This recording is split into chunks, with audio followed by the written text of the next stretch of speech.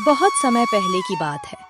पहाड़ों और घने जंगलों से घिरे एक सुंदर राज्य का नाम था सूर्यगढ़। इस विशाल राज्य में राजा वीर सिंह का शासन था। राजा वीर सिंह बहुत न्यायप्रिय और दयालु थे। वे अपनी प्रजा को अपने परिवार की तरह मानते थे। राजा का एक ही पुत्र था, राजकुमार आर्यमान। राजकुमार आर्यमान घुड़सवारी और तलवार चलाने में निपुण थे और युद्ध कला में पूरे राज्य में उसका कोई मुकाबला नहीं था। लेकिन उसे अपनी ताकत, राजसी पद और सुंदरता पर बहुत घमंड था। उसे लगता था कि पूरे राज्य में उससे अधिक शक्तिशाली और महत्वपूर्ण कोई नहीं है। वह अक्सर अपने सैनिकों और सेवकों से कहता, मैं इस राज्य का भावी राजा हूँ। मेरे सामने किसी की क्या हैसियत है। राजा कई बार उसे समझाते, पुत्र, शक्ति का अर्थ दूसरों को छोटा समझना नहीं होता। लेकिन आर्यमान अपने पिता की बात सुनकर हंस देता। पिताजी, जब मेरे हाथ में राज्य की शक्ति होगी तब मुझे किसी की सलाह की जरूरत नहीं पड़ेगी। राजा यह सुनकर चिंतित हो जाते। उन्हें डर था कि उनका पुत्र राजा तो बन जाएगा, लेकिन शायद एक अच्छा राजा नहीं बन पाएगा। एक दिन राजकुमार अपने कुछ मित्रों और सैनिकों के साथ शिकार के लिए जंगल की ओर निकला। सुबह का समय था। घोड़ों की टापों से जंगल का शांत वातावरण गूंज रहा था। आर्यमान बहुत उत्साहित था। कुछ दूर जाने के बाद अचानक एक हिरण झाड़ियों से निकलकर भागा। राजकुमार ने घोड़े को तेज दौड़ाया। सैनिक पीछे रह गए। राजकुमार हिरण का पीछा करते करते जंगल के बहुत भीतर पहुंच गया। कुछ समय बाद उसे एहसास हुआ कि वह अपने साथियों से काफी दूर निकल चुका है। चारों तरफ घने पेड़ थे। पक्षियों की आवाजें आ रही थीं। काफी देर बाद उसे जंगल के बीच एक छोटी सी कुटिया दिखाई दी। राजकुमार ने घोड़ा रोक दिया। कुटिया के बाहर एक वृद्ध साधु ध्यान में बैठे थे। राजकुमार कुछ देर साधु को देखने लगा। उसे प्यास लगी थी। वह घोड़े से उतरा और साधु के पास जाकर बोला, साधु। साधु ने धीरे से आंखें खोली। कहो वत्स। राजकुमार ने आदेश देने वाले स्वर में कहा, मुझे बहुत प्यास लगी है, मेरे लिए पानी लेकर आओ।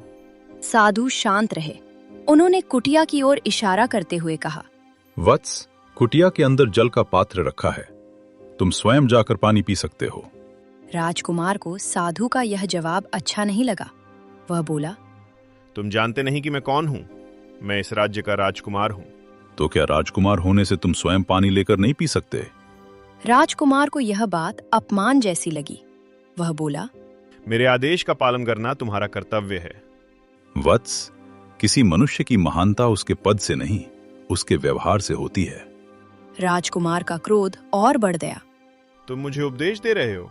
साधु ने शांत भाव से कहा, राजकुमार होना तुम्हें दूसरों का अपमान करने का अधिकार नहीं देता। यह सुनकर राजकुमार क्रोधित हो गया। उसने साधु की कुटिया के पास रखा जल का पात्र उठाकर जमीन पर पटक दिया। पात्र टूट गया और सारा पानी मिट्टी में बह गया। साधु कुछ क्षण उस टूटे हुए पात्र को देखते रहे। साधु क्रोध में बोले, तुम्हें अपनी शक्ति पर बहुत घमंड है। आज तुमने एक साधु का नहीं, बल्कि अपने भीतर की विनम्रता का अपमान किया है। तुम्हारे भीतर शक्ति है, लेकिन शक्ति के साथ विनम्रता नहीं है। राजकुमार हंसते हुए बोला, मैं राजा का पुत्र हूँ, मेरा कोई कुछ नहीं बिगाड़ सकता। तुम्हारे जैसे साधु मेरा क्या बिगाड़ सकते हैं? साधु ने आंखें बंद की और बोले, तुम्हें अपनी शक्ति पर बहुत अभिमान है। आज से तुम्हारा शरीर उसी पत्थर जैसा हो जाएगा जैसा तुम्हारा हृदय बन चुका है। राजकुमार घबरा गया। क्या? साधु ने अपना हाथ उठाया। अचानक जंगल में तेज हवा चलने लगी। पेड़ों की शाखाएं हिलने लगी। राजकुमार के शरीर में भारीपन आने लगा। उसने अपने हाथों की ओर देखा। उसकी उंगलियां धीरे धीरे कठोर होने लगी थीं। नहीं, ये क्या हो रहा है? वह घबराकर साधु के पैरों में गिर पड़ा। साधु महाराज, मुझे क्षमा कर दीजिए। श्राप दिया जा चुका है, अब वापस नहीं लिया जा सकता है।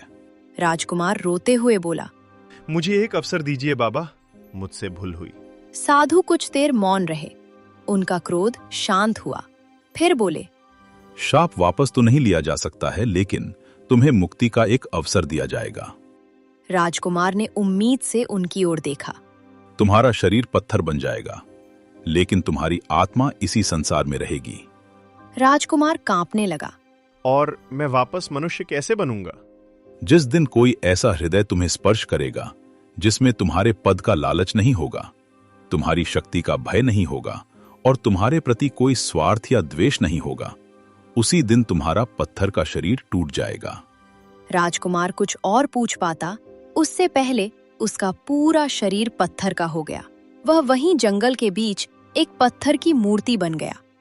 जब राजकुमार के सैनिक उसे खोजते हुए साधु की कुटिया तक पहुंचे तो उन्होंने वहां केवल एक पत्थर की मूर्ति देखी। राजकुमार कहीं नहीं था। सैनिक घबराकर महल लौटे और राजा को पूरी घटना बताई। राजा तुरंत जंगल पहुंचे। वहां उसे राजकुमार की जगह एक पत्थर की मूर्ति दिखाई दी।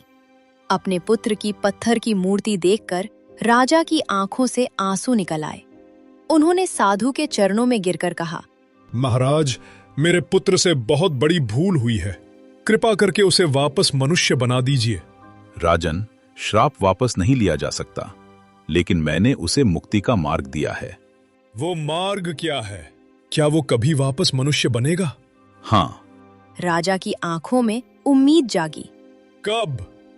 जिस राजकुमार ने एक साधु का अपमान किया, उसे उसी व्यक्ति के हाथों मुक्ति मिलेगी जिसमें उसके राजपद की कोई इच्छा नहीं होगी, स्वार्थ या द्वेष नहीं होगा। उस दिन तुम्हारे पुत्र का पत्थर का शरीर टूट जाएगा। राजा को कुछ समझ नहीं आया। उन्होंने पूछा, वो व्यक्ति कौन होगा? समय आने पर वह स्वयं तुम्हारे सामने आएगा। राजा पत्थर बने अपने बेटे की मूर्ति को महल में ले आए। उन्होंने उसे महल के विशाल बगीचे में रखवा दिया। चारों ओर फूलों की क्यारियां थीं, बड़े बड़े पेड़ थे और बीच में संगमरमर का फव्वारा था। लेकिन उस सुंदर बगीचे के एक शांत कोने में राजकुमार आर्यमान की पत्थर की मूर्ति खड़ी थी। राजा रोज उसके पास जाकर दुखी होते। रानी भी कई बार मूर्ति के पास बैठकर रोती।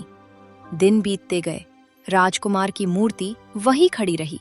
राजा ने कई साधुओं और विद्वानों से मदद मांगी। किसी ने मंत्र बताए, किसी ने पूजा करने को कहा, किसी ने यज्ञ करने की सलाह दी, लेकिन कुछ भी काम नहीं आया। कई दिन बीतने के बाद सूर्यगढ़ में एक भयंकर अकाल पड़ा।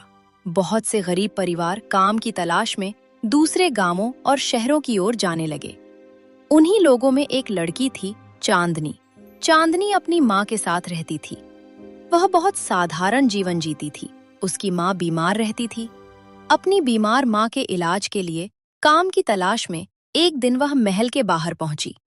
महल के एक वृद्ध माली को बगीचे में काम करने वाले एक नए व्यक्ति की जरूरत थी। चांदनी ने कहा, मुझे बगीचे की देखभाल का काम आता है। अगर आप मुझे काम दे दे तो मैं पूरी मेहनत करूंगी। ठीक है, सुबह जल्दी आना होगा और शाम तक मेहनत करनी होगी। उसे महल के बगीचे की देखभाल का काम दे दिया गया। अगली सुबह गौरी पहली बार महल के बगीचे में पहुंची। तभी उसकी नजर बगीचे के एक शांत कोने में खड़ी पत्थर की मूर्ति पर पड़ी। गौरी कुछ क्षण उसे देखती रही। उस तरफ मत जाना। तुम्हें पता है ये किसकी मूर्ति है? मुझे नहीं पता। वो पुराने राजकुमार आर्यमान की मूर्ति है। चांदनी ने हैरानी से पूछा, पुराने राजकुमार? क्या वे बहुत पहले गुजर गए थे? नहीं, वे मरे नहीं हैं। इस मूर्ति के पीछे कहानी है। चांदनी को कुछ समझ नहीं आया। माली ने उसे पूरी कहानी बता दी। चांदनी कुछ देर तक चुप रही। तो उनके अंदर अभी भी प्राण हैं? हमें नहीं पता, लेकिन साधु ने कहा था कि एक दिन कोई उन्हें वापस मनुष्य बना सकता है। चांदनी ने मूर्ति को ध्यान से देखा। उसे पता नहीं क्यों, लेकिन उस पत्थर की मूर्ति को देखकर उसके मन में अजीब सी दया जागी। दिन बीतते गए। चांदनी रोज बगीचे की सफाई करती। वह मूर्ति के आसपास की जगह भी साफ करने लगी। एक दिन उसने देखा कि मूर्ति के पास बहुत सारी सूखी पत्तियां जमा हो गई हैं। वह उन्हें हटाने लगी। वो कपड़े से मूर्ति पर जमी धूल साफ कर रही थी। तभी धड़ाम, पूरे बगीचे में एक अजीब सी आवाज गूंजी। चांदनी पीछे हट गई। मूर्ति के हाथ पर एक पतली दरार दिखाई दी। चांदनी की आंखें फैल गईं। ये क्या हुआ?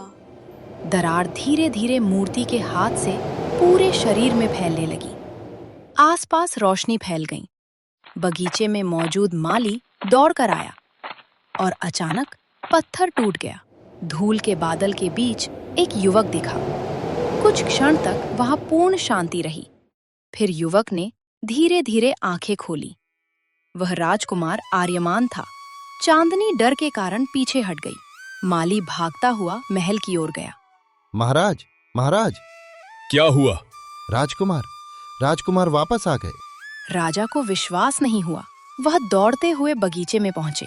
वहां उनका पुत्र खड़ा था, वर्षों बाद जीवित। राजा की आंखों से आंसू बहने लगे। उन्होंने अपने पुत्र को गले लगा लिया। आर्यमान भी अपने पिता से लिपटकर रो पड़ा। पिताजी, मुझे क्षमा कर दीजिए। तुम वापस आ गए पुत्र। मेरे लिए इससे बड़ी खुशी कोई नहीं। लेकिन राजा के मन में एक सवाल था। उन्होंने चांदनी की ओर देखा। ये कैसे हुआ?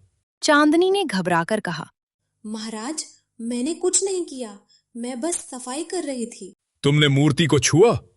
जी। राजा को अचानक साधु की कही बात याद आई।